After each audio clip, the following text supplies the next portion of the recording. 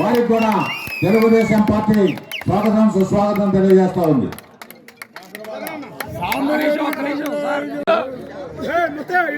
కూడా పార్టీలకు ఆహ్వానిస్తూ వారికి కూడా తెలుగుదేశం పార్టీ స్వాగతం పలుకుతూ ఉంది.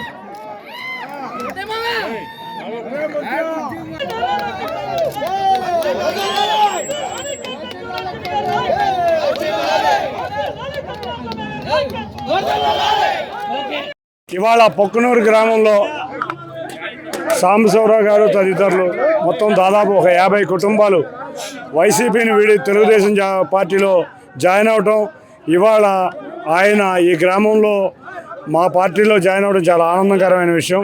అంతేకాకుండా మనం చూస్తుంటే గత 10 రోజుల నుంచి ఎన్టీఆర్ జిల్లా మొత్తం మీద ఏ గ్రామం వెళ్ళినా వైసీపీని విడి కొంతమంది మంచి వ్యక్తులు ఇవాళ రాష్ట్ర భవిష్యత్తు కోరుకునే వ్యక్తులు తెలుగుదేశంలో చేరుతున్నారు. వారిని అందరినీ సాదరంగా ఆహ్వానిస్తున్నాం. కొంతమంది వ్యక్తులు ఇవాళ జిల్లాలో 60% తెలుగుదేశం ఖాళీ చేస్తా అన్న వ్యక్తులకి ఇవాళ ఈ జాయినింగ్లు చూస్తే భయం వేస్తుంది. తప్పకుండా తెలుగుదేశం ఎన్టీఆర్ జిల్లాలో వైసీపీని క్లీన్ స్వీప్ చేయబోతుంది. ఇవాళ ఏ గ్రామం వెళ్ళినా, ఇవాళ మొన్న తిరువూరు, నిన్న జగ్గైపేట, ఇవాళ నందిగామలో ఈ జాయినింగ్లు చూస్తుంటే మాకు ఫ్లడ్ గేట్లు వదిలితే వరద అట్లా వస్తుందో తెలుగుదేశం పార్టీలో అట్లా వరద రాబోతుంది. నాయకులే కాదు కార్యకర్తలు కూడా బయటకు వచ్చేస్తున్నారు. వైసీపీ మునిగిపోయే నావని అందరికీ అర్థమైంది. అందరూ కోరుకునేది వాళ్ళ రాష్ట్ర భవిష్యత్తు. అటువంటి రాష్ట్ర భవిష్యత్తు ఆశించి మా పార్టీలోకి వచ్చే మంచి వ్యక్తుల్ని మేమందరం సాధారణంగా ఆహ్వానించి ఈ రాష్ట్ర భవిష్యత్తులో చంద్రబాబు నాయుడు గారిని ముఖ్యమంత్రి చేసుకునే విధంగా మేమందరం కలిసికట్టుగా తెలుగుదేశం కుటుంబంలో ప్రయాణిస్తాం. ఇవాళ చూస్తే పొక్కునూరు గ్రామం మొత్తం ఖాళీ అయిపోయింది. ఇట్లా అన్ని గ్రామాలు ఖాళీ అయిపోతాయని మేమందరం ఆశిస్తాం. ఇటువంటి దుష్ట పాలన త్వరలో అంతం కాబోతుందని తెలియజేస్తాం. కృష్ణప్రసాద్ రాకని ఆహ్వానిస్తున్నారు. మంచి వ్యక్తులు కొంతమంది వస్తే మా అధిష్టానం తప్పకుండా ఆహ్వానిస్తుంది.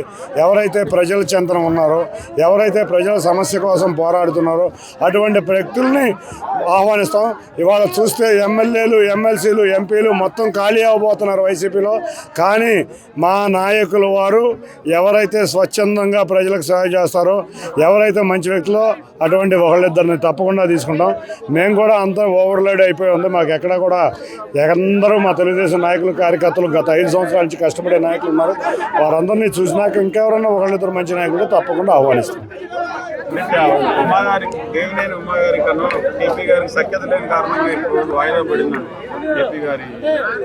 అవన్నీ మా అధిష్టానం చూసుకుంటుంది.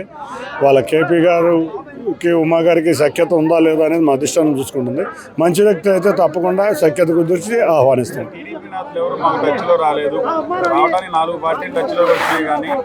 ఏ పార్టీలో చేరేది ఇంకా క్లారిటీ రాలేదు.